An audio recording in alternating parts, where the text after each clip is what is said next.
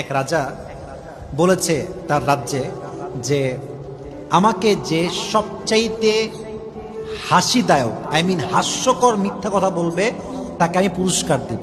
হাস্যকর মিথ্যা, যেটা খুব হাস্যকর হবে এবং অনেক বড় একটা মিথ্যা হবে। তো অনেকে অনেক কথা বলেছে, অনেক বড় বড় মিথ্যা, অনেক বড় বড় হাস্যকর মিথ্যা, কারোটাই পছন্দ হয় না। তো একজন যুবক অনেক পরে আসছে, অনেক শেষে গিয়ে আসছে। সে বলছে, মহারাজ, আমি আপনাকে একটি হাস্যকর মিথ্যা কথা বলবো, এটা শুনে আপনি অবশ্যই আমাকে পুরস্কার দিবেন। বলছে, বলো। বলছে, আমি একদিন একটা এলাকায় গেলাম, এলাকায় গিয়ে দেখলাম যে 5-6 জন মেয়ে একসঙ্গে বসে আছে এবং সকলে চুপচাপ বসে আছে। এটা শুনে মহারাজ বলছে, দাও, সমস্ত পুরস্কার তাকে দিয়ে দাও।